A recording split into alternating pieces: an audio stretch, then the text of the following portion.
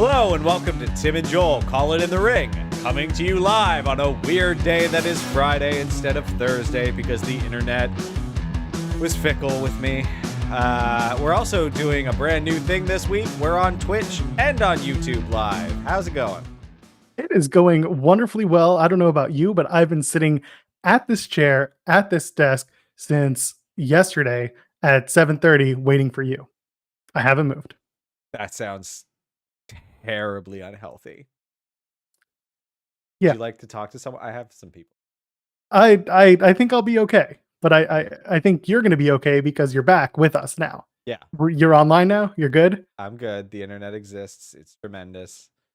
For those who don't know, in terms of how we split up the workload for this show, it's usually Tim dealing with all of the tech background, and then I usually produce all the content. So yeah, that was fun last night. Me trying to set up OBS with absolutely no idea what to expect. But hey, here we are. We're better off on a Friday afternoon saying hi to everyone. And Tim, how are you doing now? Feeling good. Out of the woods. It was pretty crummy for a little while there. Well, we want all of you to feel real good because A, it's Friday, and B, you get to listen to us and we get to hear your voices too. Don't forget to like, don't forget to subscribe, and don't forget to comment. Help us get into your friends' feeds because guess what? It's the only way they get to hear more about us. You can jump into the chat if you're on Twitch or on YouTube. We're now on Twitch, twitch.tv/TimandJoelPod. You can also find us at www.timandjoelpod.com. That will redirect you to our YouTube where you should also subscribe. So that we can make the URL so much simpler on YouTube as well. But that's again, right. Which one? Well, YouTube 0. Let's get into the news, shall we? And there has been a lot of it. Let's start a little bit with the WWE Draft. It's going to happen next Friday, October the 9th, and also on Raw Monday the 12th, which happens to be Canadian Thanksgiving. And Tim, I think you and I need to do a mock draft next week. What do you think? I will look at the roster and then, yes, we can do that. Great. And we are going to do a mock draft and we're going to watch everybody wonder what the hell we're thinking. And at the same time that we're going to do it, I think over on the Fightful channel, over on the Distraction, they are going to do their mock draft and it's going to look entirely different from ours. So get ready for a whole lot of weird vantage points. Yeah. Heads up. Expect hot takes from that's what I want right here. Perfect. Tim with hot takes, Joel with a whole lot of sitting around and looking at a screen and thinking, oh my God, this guy, and trying to put together what matches will make the most sense. And then probably ending up pretty dissatisfied. Oh, see, that's what I mean. Very well reasoned. Good job. Well, let's move along, shall we? We got a WWE Hall of Famer who is currently diagnosed with COVID-19. He's been in movies. He is Donald Trump. And that's all we're going to say about it. He has it. Go vote on Election Day. Use that mail-in ballot if you have to. Do whatever you need to do to vote. Just get in there, get your vote in, because that's all that matters right now. Yeah. Speaking of votes, Stephanie McMahon was actually named the second most influential chief marketing officer, according to Forbes. So this list just came out yesterday. It's a list of the top 50 CMOs from around the world who are, quote, redefining industries and creating a more diverse and equitable future within business, culture, and society. It's a pretty big list to be a part of, and to place second only behind Phil Schiller from Apple. That's a pretty big accomplishment for WWE. Other leaders include members of the Google, Microsoft, Procter & Gamble community. And while Stephanie may not be very well liked on television, tons of her work in real life has been spent focusing on women's representation, especially in the executive and senior management roles and general equality for women in the workplace. So I'm going to ask you, Tim, how do you feel about this? I mean, I think nice. Like Forbes and most business leaders.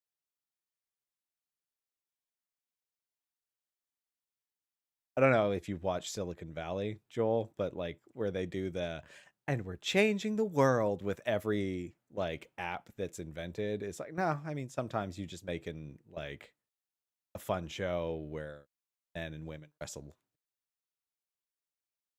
It's positive. I'm excited. Like, I mean, I think that what you just described makes sense. She's done good things. She's made good strides in women's representation in wrestling after being party to some unpleasant things in the 90s. And that's the thing. I mean, if you go back far enough, not only was she involved in some pretty weird storylines in her character role in WWE, but she has pushed really hard for women's wrestling to become the forefront of WWE's mandate. And she did a great job with that. To the point where many people joke now that she is the inventor of women's wrestling. We made that joke, I believe, last week on the show. Yeah. And the reality is, she's done a lot for women's wrestling by pushing it, using her influence to push it to the top and bringing in people like Ronda Rousey. No, and big deal. There's no one else who really could have done that, Vince McMahon being who he is. So yeah, she did a tremendous job of changing Daddy's mind, which is important work, even though I say that in kind of a disparaging way. Nonetheless, what she did is still admirable, and women's wrestling where it is today is heads and tails above. It's also kudos for that. It's also about knowing trends and being able to work within them, especially in the role that she has. Think about it now. People Magazine, they were not interviewing wrestlers in 2000, 2010 even. Now it's the norm. Now the Bellas are getting interviews. You have John Cena getting interviews, and yeah, they're cross-platform, but at the same time, they know where they started, and they always have WWE in their mouth when they're giving these interviews. Yeah, from a purely business perspective, removing the social good that she's done, she is a tremendous CMO. She may have been born into the pathway to it, but WWE and wrestler Instagrams are some of the most popular on that platform overall. And like you said, they've branched out and reached such a massive audience that they would not have without someone like. Well, this is a quote from Forbes. Stephanie McMahon is a big proponent of WWE superstars growing their own brands via social media. Which brings us to our next moment of bliss. The WWE updates on taking third-party channels over from their wrestlers. The story broke last night from Raj Giri at Wrestling Inc. that Vince McMahon, through the WWE Talent app, had sent out an email reminding wrestlers that they are to sever unauthorized business relationships with third parties. Yes, that's very business speak. It's not as extreme as it sounds, but that is the terminology used.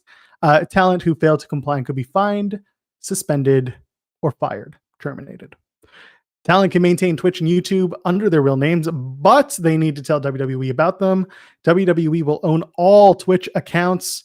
Talent will receive a percentage of the revenue, and it will count towards their downside guarantee. Now, for anyone who understands what that means, I am incensed by that, and we can editorialize all we want. Tim, are you familiar with the downside guarantee? Yep. You want to give them a little bit about what a downside guarantee is responsible for? So, right, this is disgusting, honestly. We talked about it not that long ago when we were saying this wasn't as bad as it sounded, because it sounded like it was going to be really bad, and then people kind of didn't think it was going to be so bad.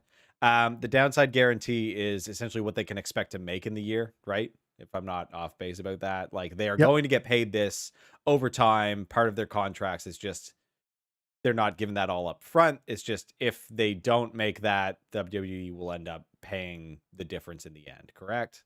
You got it. Yeah. So basically, WWE is claiming by making this the way that they get paid, that the money that they make from things like Twitch and any other social media payouts, third-party contracts that they get that aren't negotiated by WWE are solely the result of WWE building their brand or their identity, which kind of runs counter to Steph's statement that they grow their own brands, because this is indirectly saying that WWE created you and therefore we own a cut, the bigger cut, almost certainly, out of everything that you do with your identity.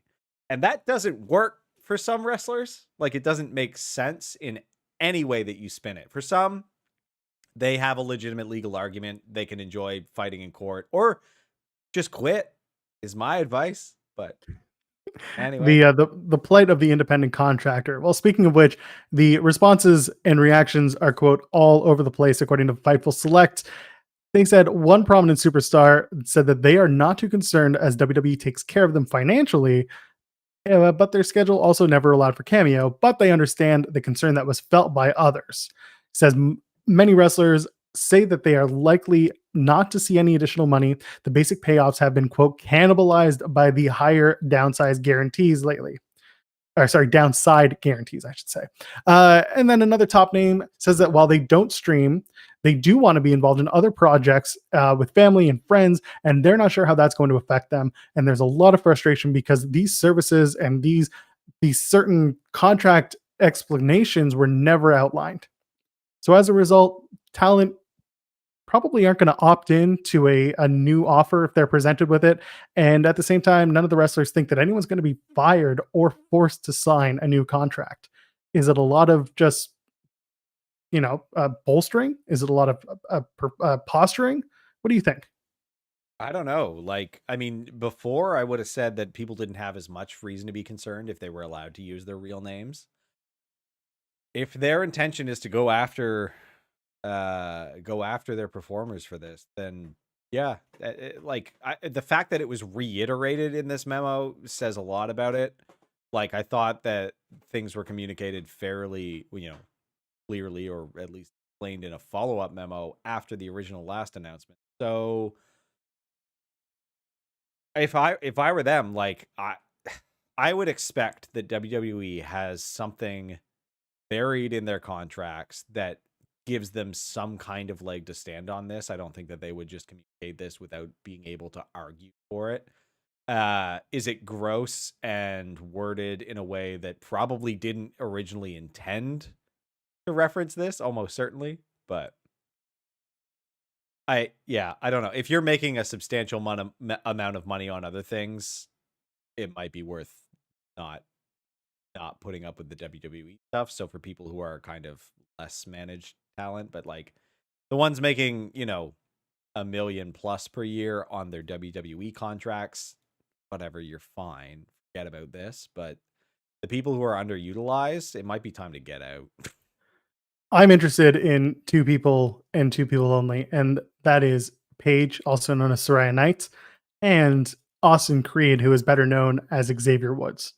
Xavier's channel, Up, Up, Down, Down, is co-opted with WWE, so there's already some sort of program in place between the two. But Soraya doesn't have any sort of official partnership with WWE, at least none that we've seen. So she took to Twitter earlier today and essentially said, I built my Twitch channel and my Twitch community by myself. Very blanketed statement, just kind of saying possibly she's not changing. She's already revamped everything. She's no longer listed as Paige on that Twitch channel.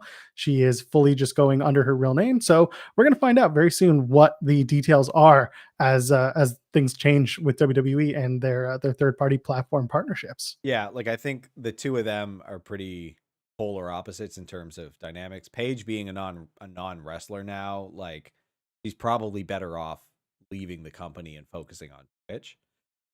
Whereas Xavier, like being part of a stable that moves heavy merchandise, and is on TV regularly, like not so much lately, but will be again in the future. Like I think that they're fine.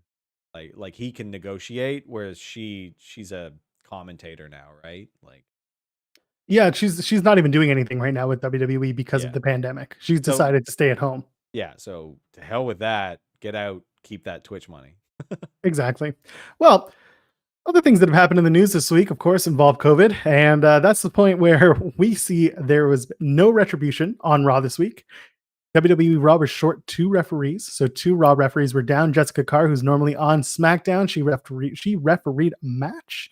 We had no Underground this week because of a shortage of people. Plus the fact that if you put 50 people in a small room and don't give them masks and have them yell and hoot and holler and smack the canvas over and over again, it's probably a bad look, wouldn't you think? Yeah, bad optics. Yeah. No women's tag titles, just the same reason as Clash of Champions. Dana Brooke is now on Raw for some reason, even though there's a draft in a week. Mandy Rose has finally made her debut, and she's in another tag team now on Raw. And of course, in case of COVID, break glass, and bring out the legends. HBK came back, Big Show, Christian, Ric Flair, which again, you have a highly susceptible Ric Flair back on WWE TV. I know he's tested. That's great. I still can't get over having Rick and all those guys coming out and doing a whole hoopla welcome back. And I get you're pushing the storyline further with Randy and Drew, but wow, what a way to go. Yeah, it's something else. It was a show. I will say, even with all of this, best Raw in a while. Okay. I don't disagree with you. I think it was a pretty good Raw. We're going to get into it when we do our hits and misses. Yeah. But you know what? WWE's talking about going on the road again. Gary Cassidy from In the Ropes noted that WWE is planning to move out of the Amway Center, which is where they have been doing the WWE Thunderdome for the last couple of months. The residency is slated to end on October the 31st. That's the end of this coming month. Talent's been told not to plan any immediate travel of their own, and if they want time off, to ask 3 weeks ahead of time. No firm decision has been made on a potential location. COVID rates are spiking again, especially in the United States. It's kind of a bad look, Tim. 3 weeks ahead for a show that doesn't have scripts, like less than 2 hours before. That's rude. Yep. I mean, I don't know. They put all of this effort into the Amway Center. It's like it's like watching children manage a company with just the shortest attention span, where the toy gets so old so quickly, and then they want the next thing because the ads told them to. Like, I mean, I don't know. The US's COVID situation has just been on a steady getting worse trajectory. I don't know that it's ever had like a. So it doesn't make sense to me for them to go on the road. I get that they're hungry. They want to do what AEW is doing and bring in a few people, but like, why you don't? Down. I get that the wrestlers want to see fans in attendance. I get that. But at the same time, they understand that that's not a reality, and travel is not at the top of the list of things they want to do right now. At least when you got AEW, they have Daly's Place. They have an outdoor venue where they can, socially distance and have fans up in the rafters, basically in an open air space. Whereas WWE, I assume, is looking for a venue similar to Daly's Place. And I assume they're also going to stick in Florida because it makes no sense for them to go anywhere else because most other states are closed. Again, it varies state to state. So I think the biggest question is, who's going to let them in? Yeah. Like that's what I really don't get. Like, it's not like AEW is beating you in any true sense because they have a handful of fans at their show. Like, it seems so insignificant. It seems not worth the tremendous logistical effort to do this right now. Well, in the media call for NXT Takeover, this was Wednesday, Triple H said that he didn't think WWE would be traveling with its fans again for a while, but several wrestlers were still told to prepare for it. And speaking of which, I'm going to jump down and tell you that Takeover could have fans in attendance this Sunday. Why? Yeah. Well, first of all, it's been noted. It started off as Post Wrestling's John Pollock. Later on, everyone else popped up on it. That yes, the WWE NXT brand is moving back to the Performance Center. They are leaving Full Sail for the time being, and they're also going back to live. So the plan is, it seems to be, that there has been a request made for talent to, quote, bring friends and family to the crowd for Sunday's TakeOver 31 event. That's according to Fightful Select as of about 30 minutes ago. Wow.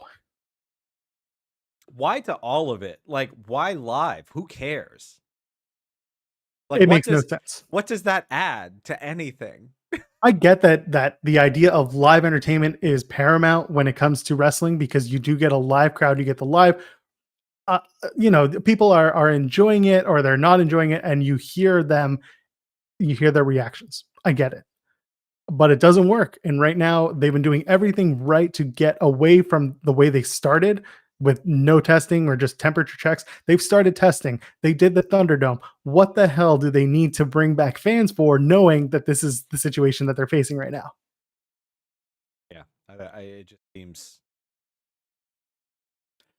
Well, what won't be foolish is this weekend over on PW Unlimited, we're going to be giving our NXT Takeover 31 predictions, and we will have a lot to say about all of the matches on the card. So if you're going to look for your predictions threads, everyone's going to be doing them, but we're going to be doing ours over for PW Unlimited. So take a look. That's going to be a wonderful show and a very different show by all accounts. I'm looking forward to that. And you know what else we're expecting? Maybe the Undisputed Era won't be so undisputed anymore. Yeah, I heard about this. It sounds confusing. So you're going to have to fill me in on what you heard.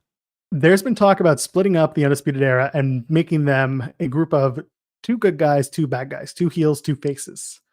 The 2 heels presumably are going to be Adam Cole and Kyle O'Reilly, judging by what we've seen on TV, and then Bobby Fish and Roderick Strong playing the heels. Maybe, for everything that's been going on with Adam Cole saying good luck to Kyle O'Reilly in his match this week, maybe it's too predictable, or is it? Maybe Cole is the one who's going to turn, and we're going to get a Adam Cole versus Kyle O'Reilly feud. What do you think? No, I mean, that does feel weird. So, like, when what you've heard with people talking about this, are they talking about creating 2 new tag teams or team groups, or like somehow this is internally consistent for the both of them and they just have a lot of debates? I think internally it would make the most sense to split them and make 2 different tag teams Yeah. and maybe deepen the NXT tag team division, but also have 4 viable singles competitors out of that. Bobby Fish is a little bit older, so maybe not as much. Fish is a great performer in his own right, but he's never really been a singles star while in NXT. Yeah, and he's got a Yeah. cool look too. Cool look, He does. cool attitude, good in-ring Got that style. beard. So it's going to be interesting to see whether or not the Undisputed become disputed after this Sunday's Takeover event. Well, you know what else is undisputed? Our Indie of the Week. Oh, And yeah. this week, we got 2 shows in one day. We're going to be going to Black Label Pro and their TurboGrafx 16 show. It's going to be at the RDS Gym in Crown Point, Indiana. It'll be on independentwrestling.tv, also known as IWTV. The show is Saturday, October 3rd at 1 p.m. and again at 5 p.m. Eastern both times. TurboGrafx is a single elimination style tournament similar to the PWG Battle of Los Angeles.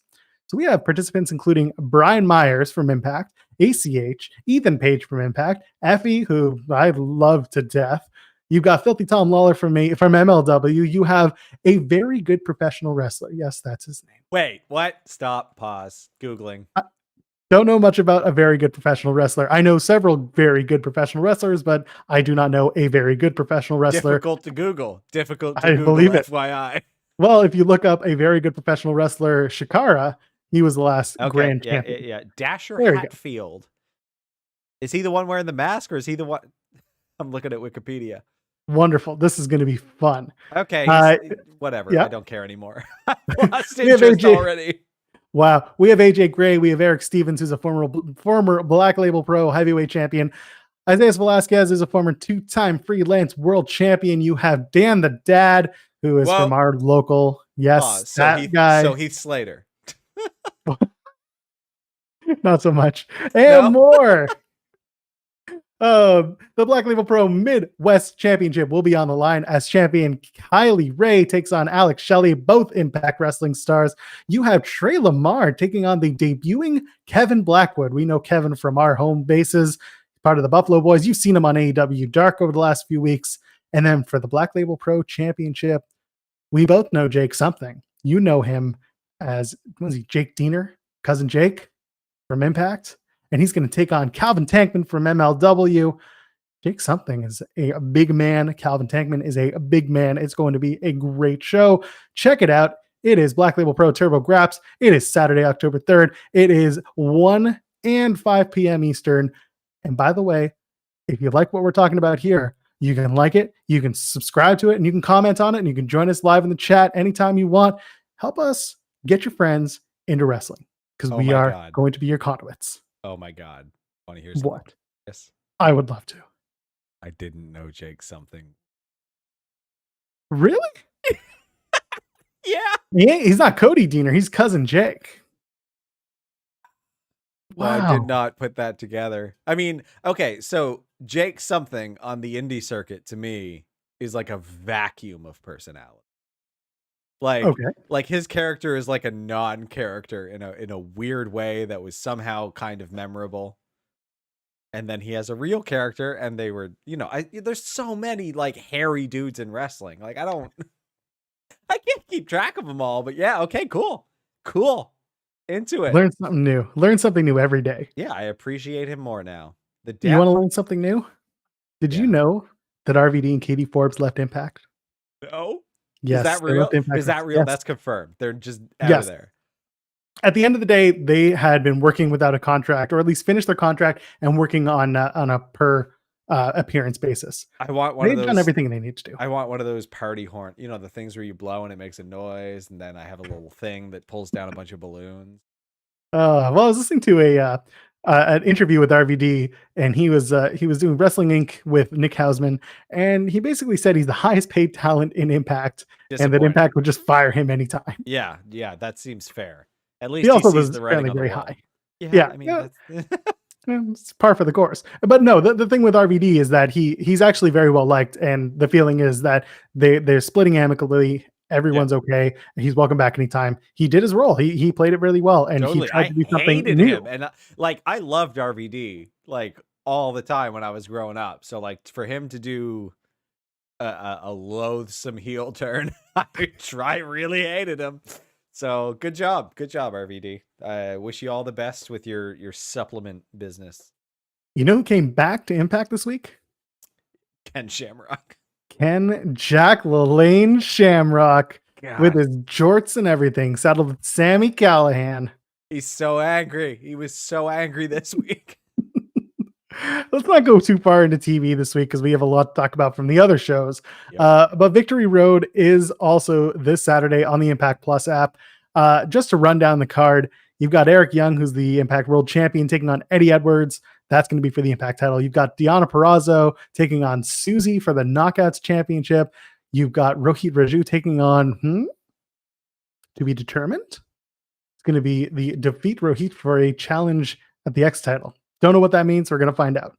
You got Rhino and Heath taking on Reno Scum in an unsanctioned match. Still waiting for that turn on Rhino and taking out Heath. And then we go to Bound for Glory. Maybe have Heath versus Rhino in a, contract versus loser leaves Impact match type thing. Tennille Dashwood's going to take on Jordan Grace to rubber match, end their series here because they're both 1-1.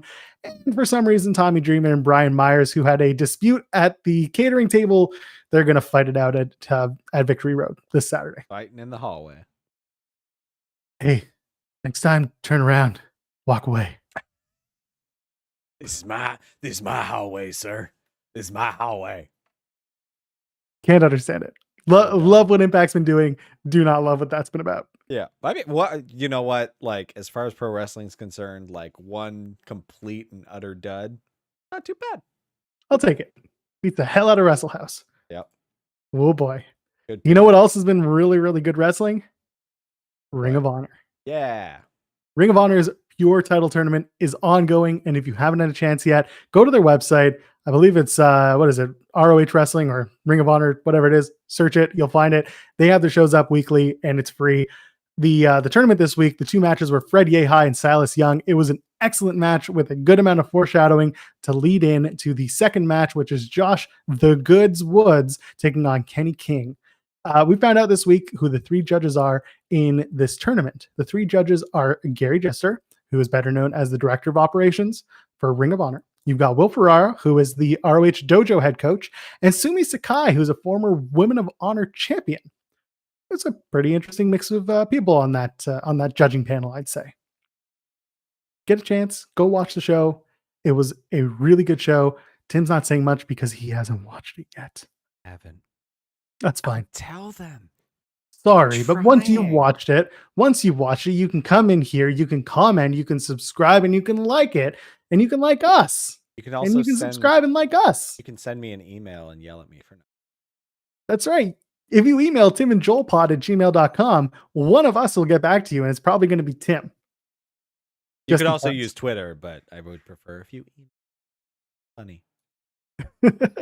Do people still email? No.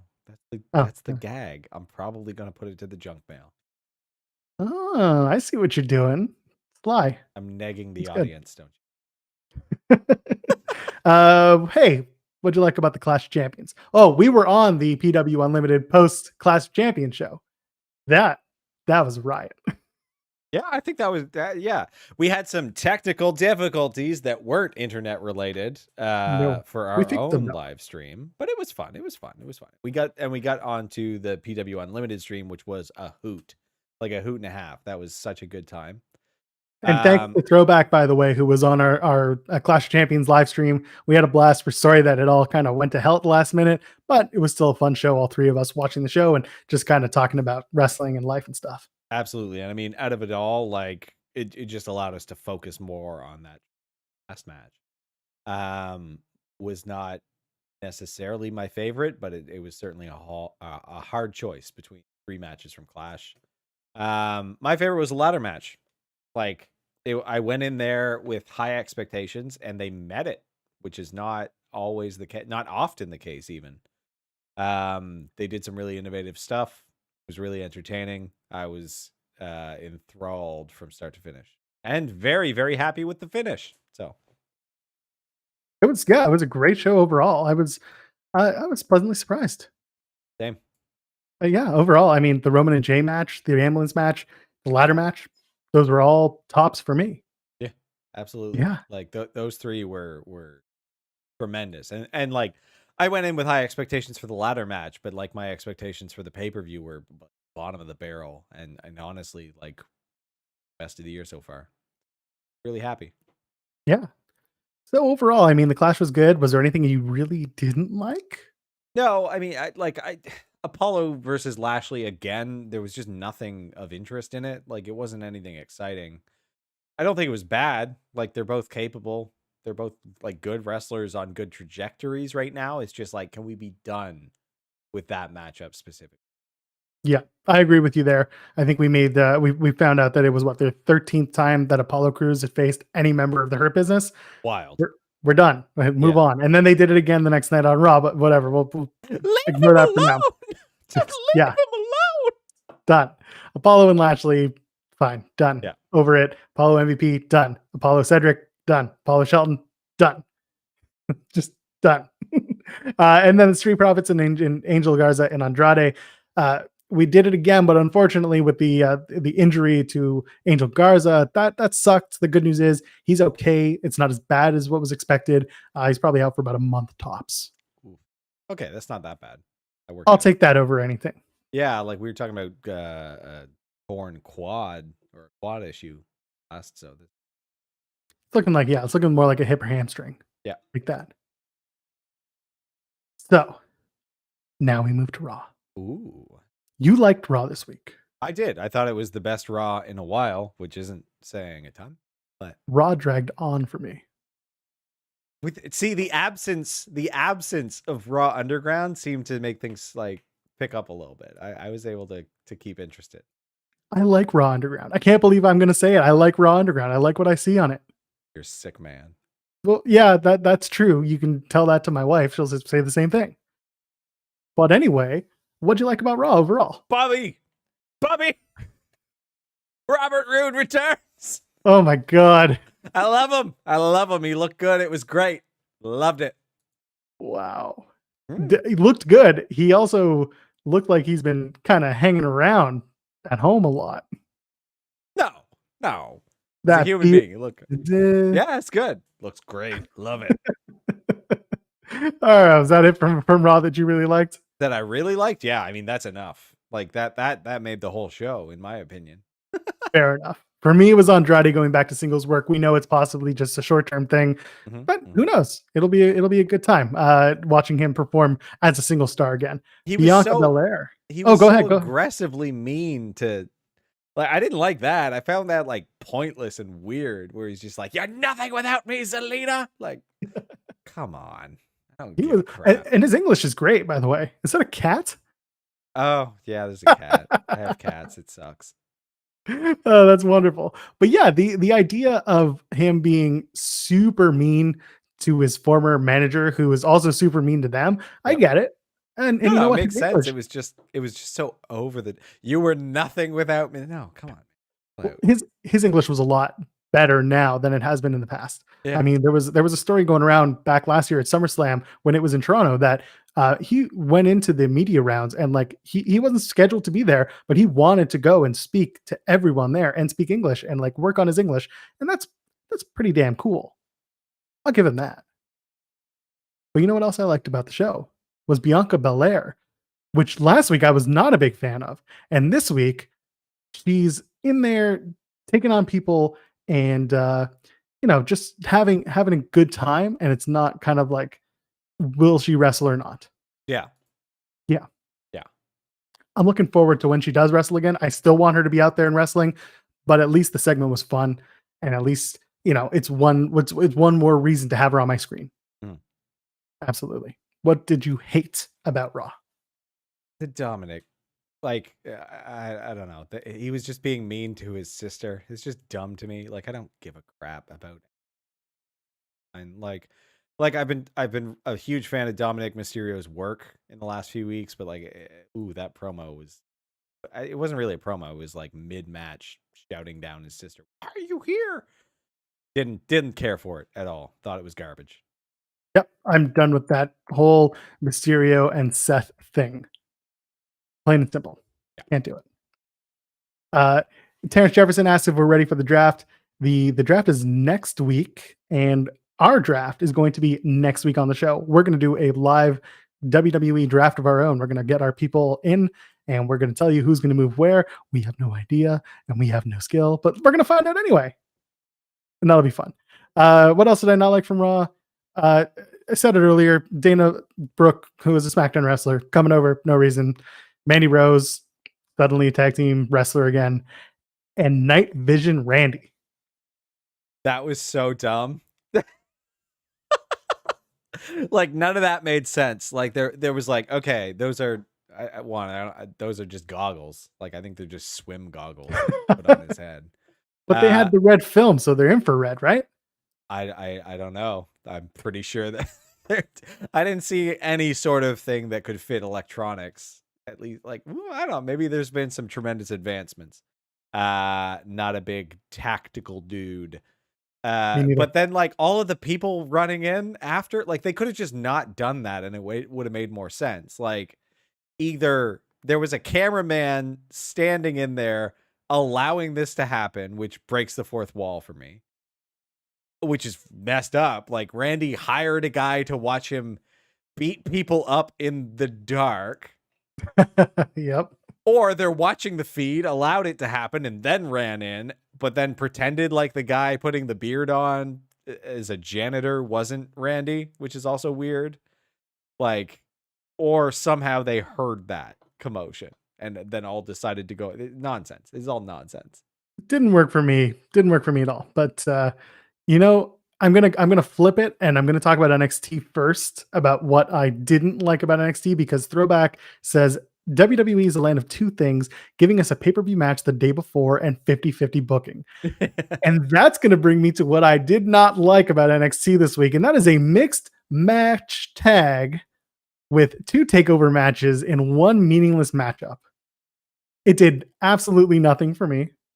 It meant absolutely nothing with Candice LeRae and Johnny Gargano going over just to prove that EO and Damian Priest are probably going to get their win back, or they're going to split it. Nothing made sense. And also the ending of that match did not make sense to me. I mentioned it on Twitter that if you're going to have a mixed match situation, don't just have it be the men versus the men, the women versus the women, and then if anyone hits the other one, then the other one has to tag in. The only legal members of the gender are the same. It doesn't work.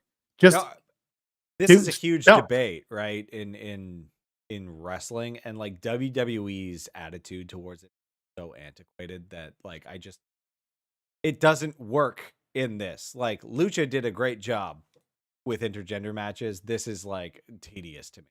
Like, it's just stupid because everybody else seems to be miles ahead. Like, I don't see a reason. Like they had China win like men's titles in the past. Like, they're so inconsistent and unclear in their opinion that it drives me nuts. So like, to have them do these dumb intergender tag matches where they have to keep it separated like that just feels hokey. And they've literally been 50-50ing Dakota Kai for the last 6 months. Yeah, So yeah, just nonstop. to prove Throwback's point once again. The other thing I didn't like, Xia Li is angry. And the problem is she's still going to come out every single week and she's still going to do the dance and she's still going to, promote her culture, which is wonderful. But at the same time, if she's angry and she hates everybody, don't come out, don't dance. She's going to come out now in all black and she's going to do the same thing again. And then she's going to get dirty in the ring. Don't like it. Don't need it. I like Xia Li a lot, but that character needs to change for her to go bad. Yeah. 100%. Yeah. What did you like about NXT? I mean, I like the open. Like, I thought that was a good match, honestly. Like, I really So did I. I didn't. Shotzi's weird to me. Like, I don't like the little tank thing. Like, I feel like there's a lot behind her character that I don't know. Like, all of a sudden, people were just shouting, "Enter the ball pit," and I still don't understand what that's supposed to mean. But I think she was looking for something to say. Yeah, exactly. And that's what it feels like. That's what it feels like, which is not. Like, that's not a thing that people say. Enter the ball pit. Like, but also she's not going to do the whole like call me daddy thing anymore because someone must have told her don't do that. Yeah, that doesn't work either. It sounds like I'm about to fight an 8-year-old if someone shouts enter the ball pit at me, though. And she's also coming in a tank, which is phenomenal. A child's toy tank.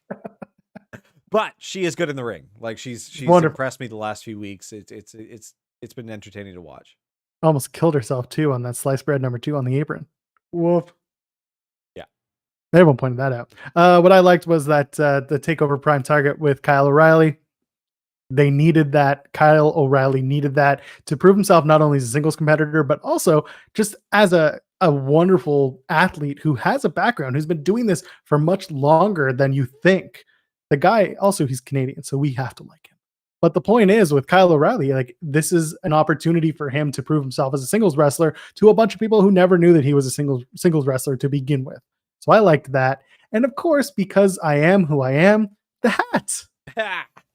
The hat segment. Cameron Grimes coming out and doing his thing. And what did he call it? He called it the Cameron Grimes Stepping Stone to the Moon Invitational.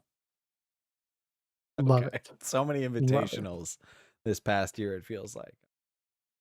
I was a big fan of that, and even seeing Ridge Holland come out and take out his opponent, and then later on in the back, seeing the hat run into Dexter Lumis. Did not expect it, but I'm looking forward to that. He should be back soon then, yeah. Why they're doing that? Looks like it. Throwback saying, did we see the ball pit and Shotzi ordering a bunch of balls for her room? I brought that up. Yeah. I'm the one who talked about that. Brought it up last week. She is halfway to her goal, and now she's asking for more balls for her ball pit. So, okay. Terrence Jefferson also mentioned never seen a 2-woman versus 2-man tag team. And I'm racking my brain, and I don't think I have either. Not in WWE, at least. No. But like in any promotion for me. You may be right. If you go to Lucha Underground, I feel like they must have. I haven't watched all of Lucha. I watched like the first season. Yeah, and then it all went down. Yeah. There was a whole thing with Cobra Moon and a bunch of them. It was basically like Kairi Sane and Thunder Rosa as a tag team with someone else. I forget who. I'd have to go back and watch Lucha Underground. But cool. they did a couple things with men involved. Yeah, they were great. Go back. I love Lucha. Love Lucha Underground. So yeah. Terrence also mentioned that once Keith Lee left NXT, they didn't seem to find anyone to fill his shoes. The problem was they had Karrion Kross, and then Karrion Kross immediately got injured. So now they're kind of trying to figure out what to do next, given the fact that their number one guy that they were going to go with went down with injury almost immediately. That's not a knock on Kross. It's just what they're dealing with now. No, I mean, like I've been talking about how NXT needs to build new talent. Like they really seem to go all in on a couple people, and that's not enough. You got to spread the wealth around, or else you get stuck in positions like this. Yeah, well, it'll come up if there's if AEW is going to start moving to a new program that they add on top of Dynamite, it's going to give them more opportunity to showcase the talent that they're doing on Dark. Yeah, and NXT will have to match that. And there are reports out there that NXT will be adding more programming moving forward, and that's been in the works for almost a year now. We left that out of our news rundown just because we're running low on time. But if you really want the full story, if you can go on Fightful Select, there's more on it there. And instead, let's shift our focus to AEW. What did you enjoy this week on AEW? Ooh, so good show overall. What did I enjoy? You know what? I liked Mox versus Butcher, and I didn't go and read into who Eddie Kingston was going to choose. Like I didn't even know that was a thing. I just watched the show, didn't look at Twitter beforehand. When it was Butcher, not surprised. Very, very pleased. I love him, and they were both so tired and sweaty at the end of it. It felt real. It felt good. Yeah, good match. Very, very brutal match for them. I think you're right. And I saw all day people saying, "Oh, it's going to be Pentagon. It's going to be Pentagon." I'm like, no, it's not going to be Pentagon. And when Butcher came out, I was like, that's perfect. That's the guy it should be. It doesn't have to be a very, hyped up match. It was just perfect to see those two go at it and watch that Bulldog choke get the win for Moxley. He doesn't need to win with his number one finisher. It's good to have that in the arsenal. That's what's so good to watch about Mox, because like he's good at working fast and he's really good at working slow. Like it was the same thing with the MJF match. Like you can take like a more sluggish kind of guy, put him in with Mox. They can both work slow, and it's really, really entertaining somehow. Totally. What else? Was there anything else from AEW that you really liked? Really liked. I mean, it's good to see Britt Baker back. Like I don't know Red Velvet. I think that's an unfortunate name to name yourself after cake and just stir as part of your thing. But there's a little bit more behind that. But yes. Going back to Britt Baker, though, you know what I did love, other than the fact that it was a great match for her officially back and not wearing a knee brace, which is notable. You know what I liked? To do her lockjaw submission where she puts the finger in your mouth. Yeah. Having Rebel or Reba come in and put a friggin' glove on you. So funny. Perfect. That's so funny. Great. And it's so good. Yeah. I was a fan of that. I thought that, it was good. You know what else I liked?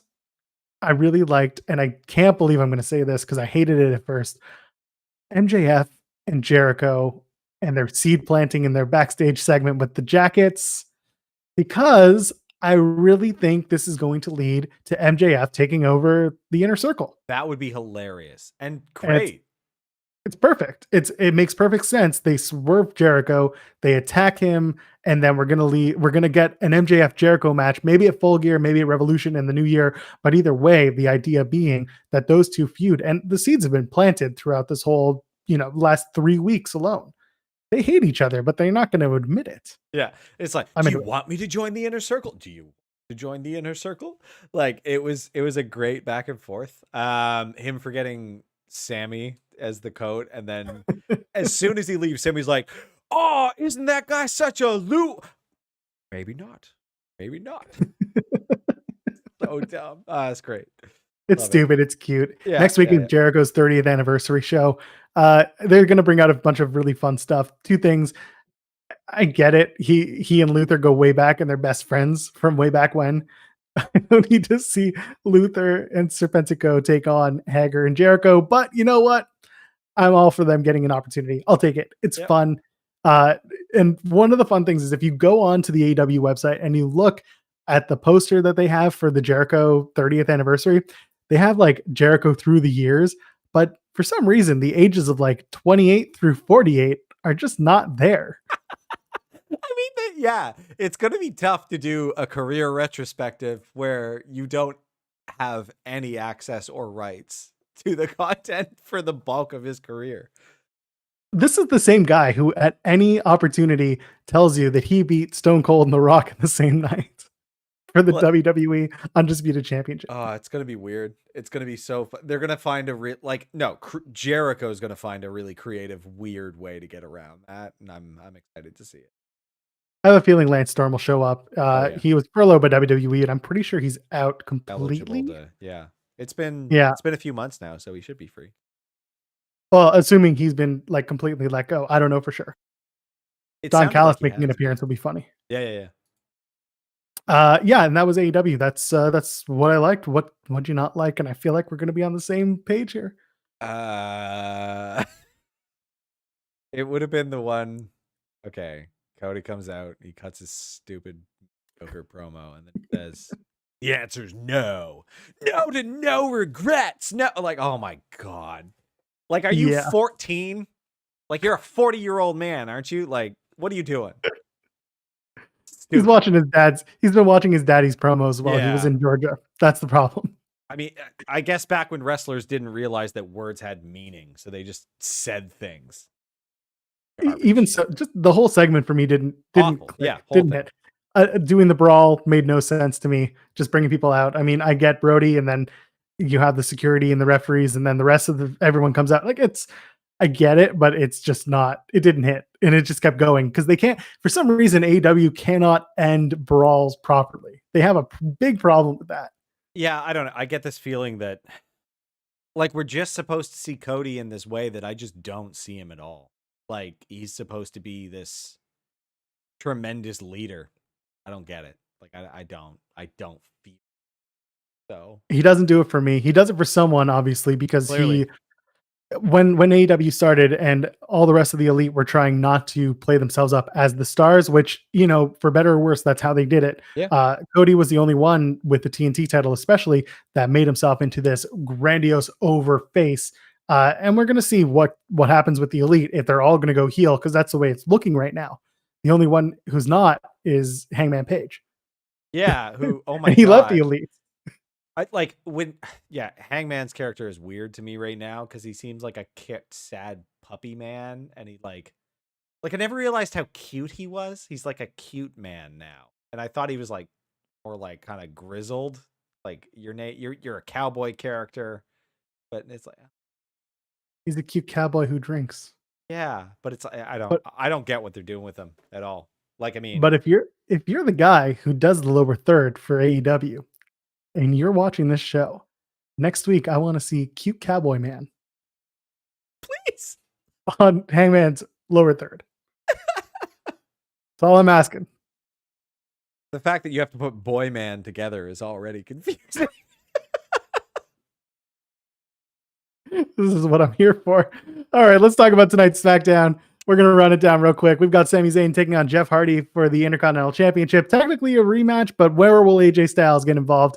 Will he get involved? I guess we're going to find out, aren't we? What are you looking forward to? Is that going to be a good match? Yes. Be fine. It'll be a fine match. It'll be fine. And then we're going to see Kevin Owens from Monday Night Raw show up on SmackDown for a moment of bliss with Alexa Bliss. Are we leading somewhere with this? What do you think? Yeah, I don't know. Maybe Kevin Owens gets straight to SmackDown. Or maybe Alexa Bliss is going to hear a voice. Beating KO is an interesting proposition. Never saw it coming. I'd be good with that. I did not see that coming. I guess we'll see what happens when the two of them are in a moment of bliss together. And then finally, what we're all here for, the crowning of Roman Reigns as the tribal chief. What? That was a wonderful match of Clash of Champions. So good. He has the championship. He has the lay. He has everything. What do you expect to happen from this? Jimmy and Jay to walk out and...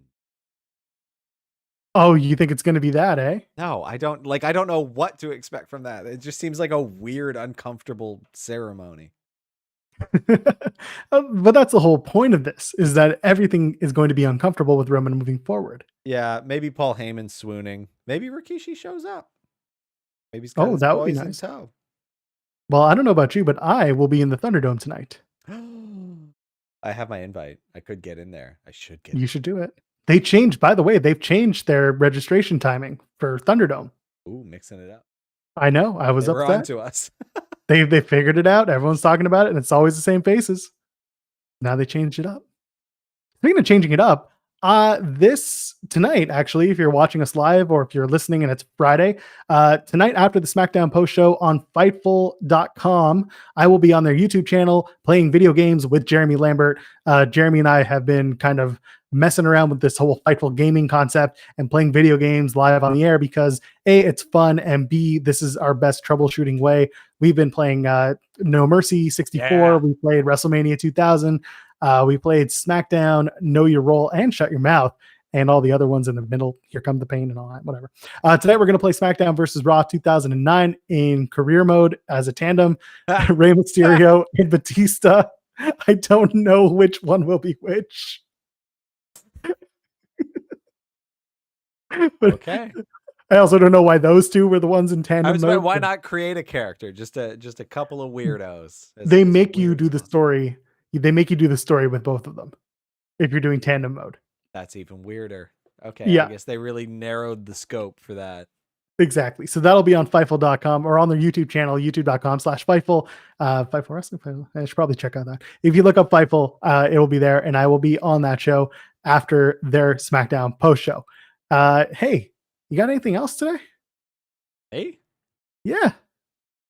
AEW was awesome. Just gonna say that right now. I'm looking forward to Will Hobbs versus Brian Cage.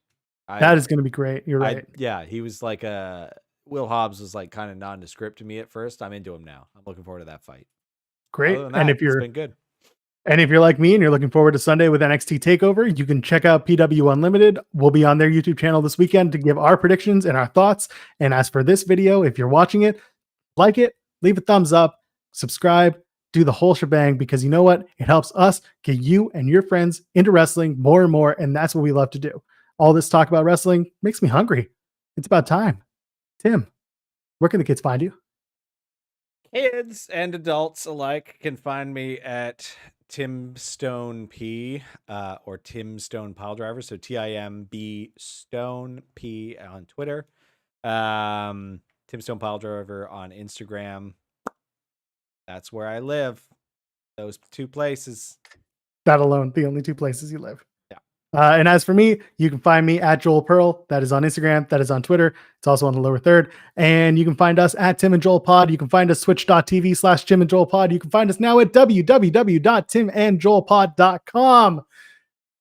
And I think it's time to go let wrestling put a smile on our faces. Are you ready for SmackDown, Tim? Yeah, Thunderdome. And I'm ready for it too. Have fun tonight. Check out Fightful.com and get into the gaming tonight after the SmackDown post show. Good night, everybody.